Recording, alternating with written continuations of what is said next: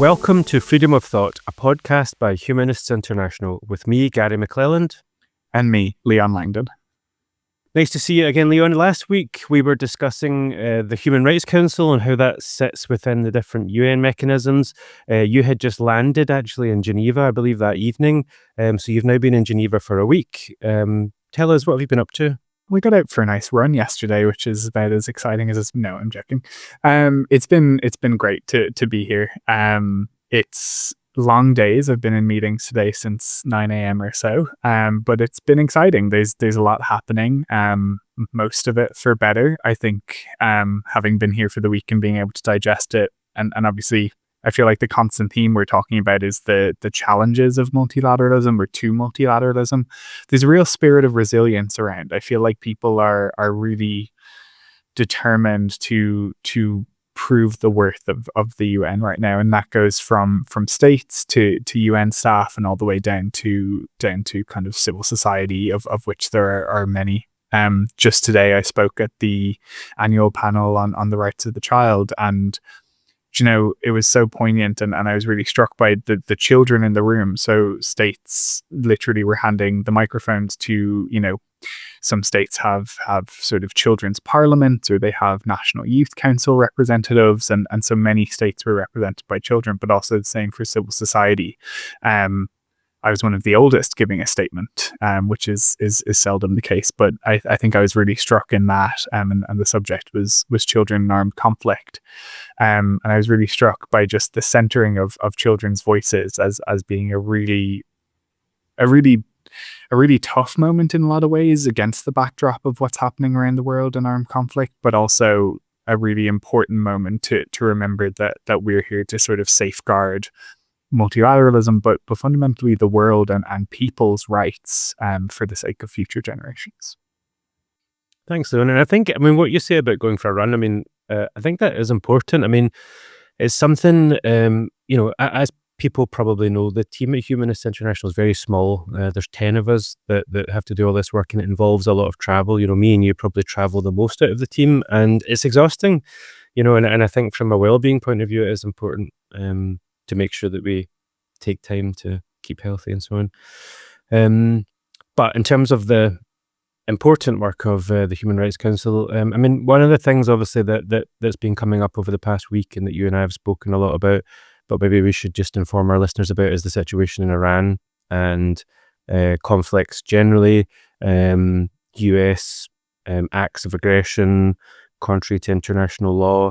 You know, we're discussing at the moment the making of a statement at the Human Rights Council in Iran. I mean, can you tell me, what's your thoughts on what's happening at the moment? And, you know, is there discussions happening at the Human Rights Council with other NGOs or states around this situation in Iran? There are discussions happening even before any of this US action, just back in last month. Or it might have been the end of January. There was actually a special session of the Human Rights Council called on Iran, and we were part of a coalition of NGOs who signed a statement calling for that special session to take place, and within that we saw the extension of the mandate of, for example, the fact-finding mission to Iran. I think ultimately, kind of taking the bigger picture view, there's a lot of commentary on you know, the human rights abuses that have been committed by a theocratic regime in Iran, you know, being used as pretextual justification for acts of aggression by the US, or outright condemnation of said acts of aggression, or rather, yeah, without sort of an acknowledgement of the human rights abuses within Iran. What I think Humanist International's position is ultimately that a concern over the human rights violations within Iran committed in the name, more often than not, of religion, and concern over the violations of the law of armed conflict, you know, within Iran and in neighboring states. You know, we've seen a girls' school struck and numerous civilians killed. They are not mutually exclusive positions, and in fact they're grounded in the exact same shared concern for international law. They are both grounded in the UN Charter and the Universal Declaration of Human Rights, but ultimately they're grounded in a shared concern for people.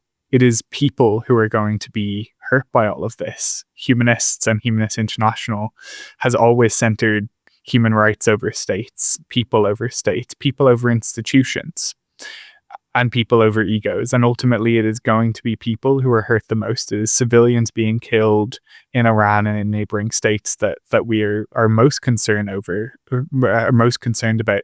And frankly, I don't think it matters whether they're being killed by a theocratic regime that are cracking down on protests, or they're being killed by bombs sent from US bases in neighboring countries. It is equally harrowing, and it is equally troubling and really awful to be watching. But there are conversations ongoing with civil society colleagues and states trying to take action on it at the Human Rights Council for sure. Thanks, Leon. It's obviously a really testing time right now for the international system, for the rule of law. And I think that's one thing that we'll be able to pick up with our podcast guest this week. This week, we are joined by Andrew Copson. Andrew has spent over 2 decades at the forefront of humanist leadership and human rights campaigning. He is the Chief Executive of Humanists UK, a position he has held since 2010, and was also the President of Humanists International from 2015 until last year when he stood down in 2025. Andrew is also a published author and a familiar voice in global media and international forums advocating for humanist values, freedom, dignity, and human rights for all. We're delighted to welcome Andrew to the podcast today to discuss his time as President of Humanists International, the upcoming World Humanist Congress, and current threats to free thought globally. Andrew, thank you very much for being with us today for this episode of the Freedom of Thought podcast. Last year, you stood down as President of Humanists International after an amazing decade at a leadership position. Can you just give us your reflections on how Humanists International has changed over the 10 years that you've been president? 10 glorious years, I think you should call it, Gary. I thought we agreed that when I stood down. That's the only reason I agreed to stand down. 10 glorious years, it should always be referred to as. It's changed enormously. When I first became president, the board was a very small group of almost exclusively European, rather elderly. That's nothing against older people, but nonetheless, unrepresentatively older than the global membership. We were very limited in terms of our staff team. We only had 1.5 people. And our impact was, I think, although well regarded in human rights circles, in particular international institutions, I think we had a more limited impact than we've now got under your leadership, of course, and the leadership of the excellent board. I mean, when last year I looked around the room, I saw a board that was genuinely globally diverse, people from the global south, people from Africa, people from Asia, people from Latin America, with a low average age, 50% women, and a much more thriving and dynamic global community of humanists than when I started, none of which I think has anything to do with me. I think it was a group effort by the board and by excellent staff leadership and the growth of humanism in the global south, where it's increasingly galvanizing people's efforts for a better world. I guess one of the things that may have changed over the 10 years that you were the president is the geopolitical landscape in which Humanists International operated. I wonder if you have any reflections on, how things were when you took over as president in 2015 versus when you left in 2025. Well, since that time, in the 10 years that I was president, obviously the world has only got more chaotic and dangerous. Dangerous for humanists, I think, who increasingly are subject to persecution when they put their heads above the parapet. And ironically, the more we organize in the global south, the more targeted we become. There's also, of course, the well-known and well-noted decline in the rules-based order. Humanists International, as well as being a sort of agency to support humanist organizations in their development, its other big role, obviously, is to represent humanist concerns globally at the international institutions. Well, I think that the international institutions themselves have become increasingly under threat, increasingly unstable because of the actions, the lawless actions of many states, especially bigger states, and especially the US's tendency recently to seek to undermine multilateral institutions. So they've been the biggest changes, I think, both of which are difficult for Humanists International, as they are for all international NGOs. I think at the same time, to be positive, there is a growth of freedom that has benefited humanists both in the global south and generally. Like the English language internet has led to a huge spread. I mean, you will remember as well as I do, Gary, that a few years ago we had far fewer people from countries that didn't themselves have a clear humanist tradition. And now humanists online from different countries can connect with humanists in places where their humanist organizations are very well supported, have long-standing arrangements, have more money, have more capacity. And so that connectivity, that's also a feature of the changed world over the last 10 years, has been beneficial. So it's not just doom and gloom, although there is plenty of doom and gloom to go around. There are also benefits, I think, to the changes that we've seen in the last decade. I'm looking forward, Andrew, from 2026. Obviously, you're no longer on the board, but what are the opportunities you see forthcoming with Humanists International, or for Humanists International?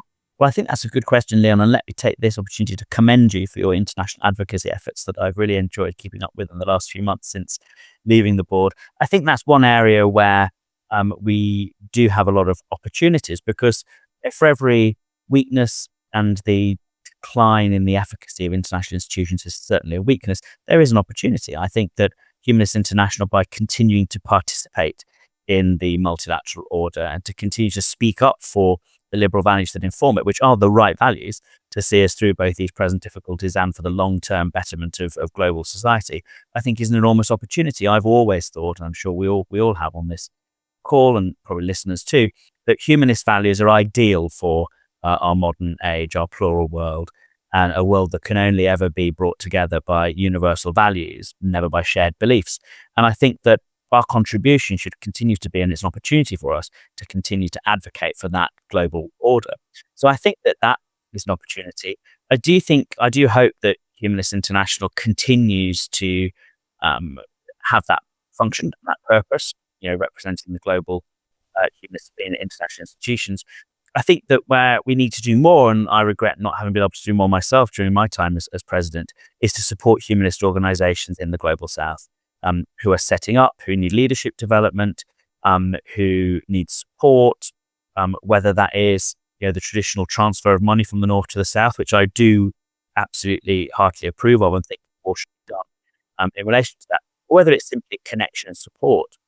I think that second purpose of Humanists International, of being an agency for humanist organizations whose audience and whose constituency is humanist organizations themselves and humanist leaders all around the world, but obviously particularly today in the global south, I think is the other opportunity. Because really, if we don't, no one else will right now. One of the things that's happening in societies everywhere is that the space for civil society is shrinking and under threat, either because of government intrusion into that space or because of limited resources, increasingly limited resources that individuals have to support their own civil society activity. And I think that Humanists International needs to be there to support people in those reduced circumstances.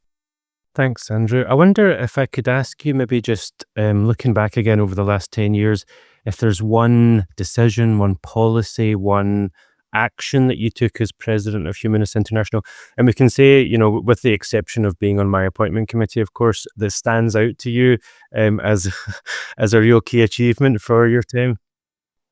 Well, let's not just forget about that, Gary, because I do think it was very important. You've done sterling work as Chief Executive of Humanists International. You should be congratulated for it. Much of the growth and organisation in the last few years is down to your leadership and the leadership of your wider team. So I won't diminish, as you've invited me to do, the importance of your appointment. I think the second most important thing after your appointment that was done during that time, I think, was the increased diversification of the board itself.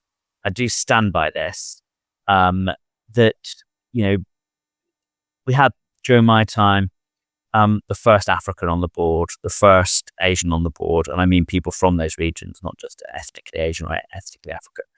The first people from those organizations in those regions on the board. And then, of course, we changed the rules so that there would always be someone from Latin America, always someone from Africa, always someone from Asia on the board.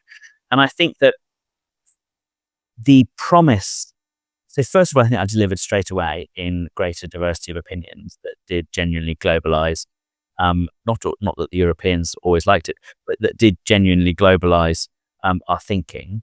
I think there is still a lot of promise unrealized from that, because if that's to work, if that's really to deliver on its promise, it should be the key to unlocking the potential of member organizations in those regions as well. I think that increased diversification at a board level needs to be matched by an increased diversification at the sort of jargony phrase delivery level on the ground, through the executive team.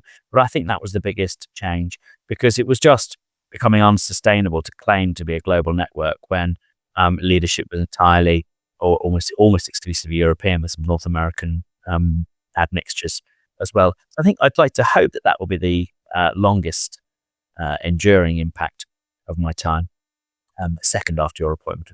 You too will go the way of all flesh, as will I, and hopefully Humans International will still be globally diverse. And on that then, Andrew, do you have anything that you regret? Any, one regret about your 10 years? Anything that you would have liked to have seen over the line and didn't? Or No, not at all. Is that what you wanted to hear? I don't believe in regrets, Leon. We must always looking forward, especially now. Let me think about was there anything I could learn from? Let's put it that way.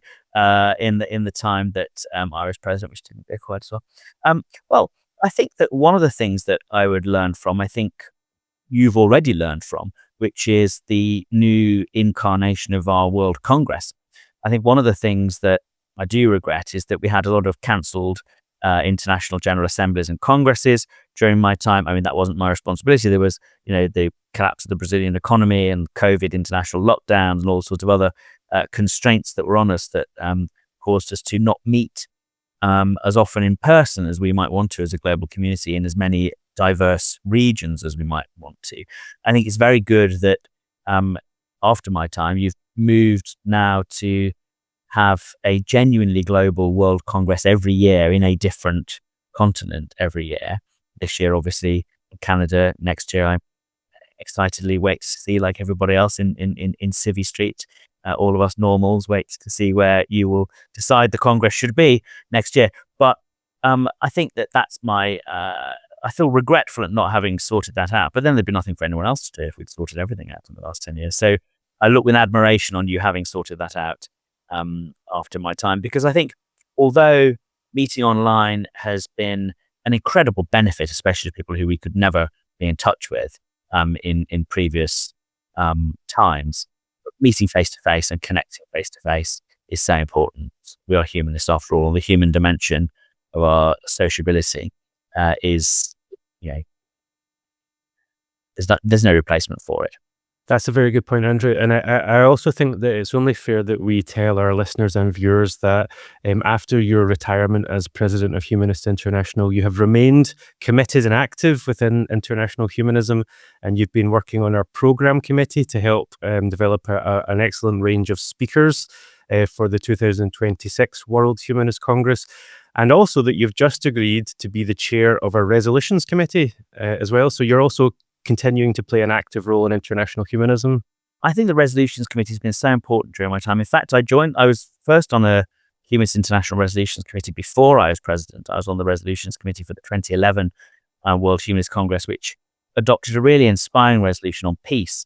And I was really happy to be part of that. I didn't chair it, but I was very happy to be part of that. And it was a very meaningful moment when you're standing in a hall of 600 humanists who've all thought carefully about these important ideas, these principles, these values, these ethics that you want to put together in as eloquent and inspiring a format as possible, and to have that moment of agreement between everyone in that sort of deliberative assembly of so many humanists from so many different countries, and then to know that the words and thoughts and values that we put down on paper that we expressed in that moment would go on to inform Humanist International's policy where it really mattered at the international institutions. Our staff would be speaking up for these values, that they would inform our member organizations when they were lobbying their own governments around the world. That really mattered to me. And so I'm very pleased to have taken up this entirely voluntary and unremunerated position in the future.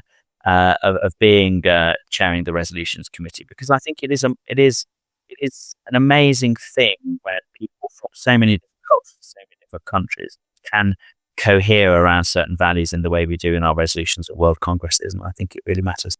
And thanks, Andrew, very much. As you mentioned, the 2011 Oslo Declaration on Peace, I think, as you said, it's really important to, again, remind our members and our viewers that these resolutions and these policy statements that we agree upon become really important working documents. I mean, Leon right now is in Geneva, where he's attending the Human Rights Council, and these documents and policies go on to inform the work that we do. And also thinking back to last year in Luxembourg, when we had the Luxembourg Declaration on Artificial Intelligence, that's even gone on to inform our internal working policies on these things. But if we can just pause for a minute on the Declaration on Peace, because I think it's only fair maybe just to acknowledge the current circumstances that we find ourselves in at the moment, which is a world perhaps where peace is more fragile now than it perhaps has been in recent times.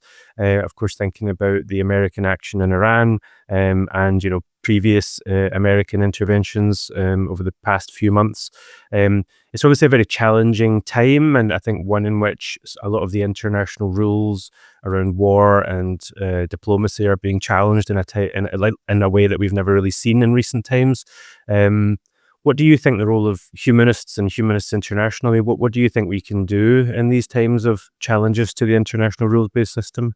Well, I speak here in purely a personal capacity when I say that I think that the American action in Iran is completely reckless and lawless and wild. I mean, it's a sort of cowboy action that I think is so shocking in a way that we haven't taken the time that we should to be shocked by it, because it's happened in such a sudden, precipitate manner.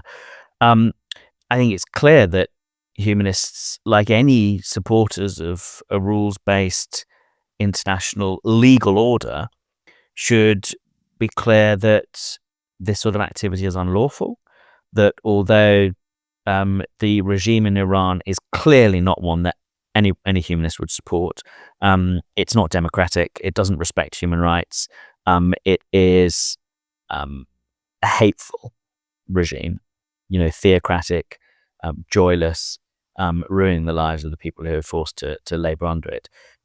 All of that is true.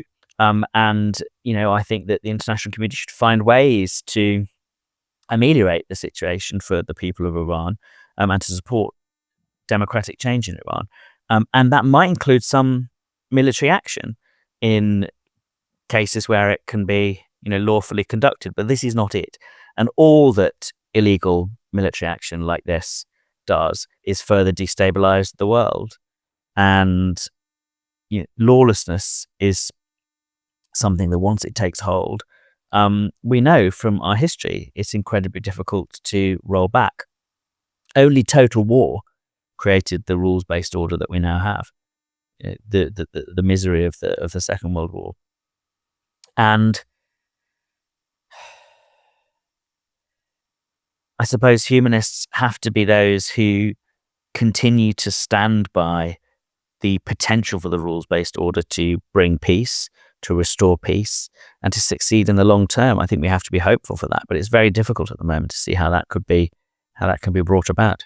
Yeah, I think Leon and I have been talking recently about the situation in Iran and the ongoing Human Rights Council and the possibility of making a statement on that, and obviously reflecting a lot on the Oslo Declaration and some of the other declarations as well. And I think when it's formulated as I'm guessing you remember from your time on the Resolutions Committee, in such a way as to say that, recognizing the challenges from, the Iranian regime, all war, all conflict is a loss of the human potential for creativity, for growth, for development, for love, and for all of the positive attributes of our humanity that we want to focus on. It's only ever a waste of that.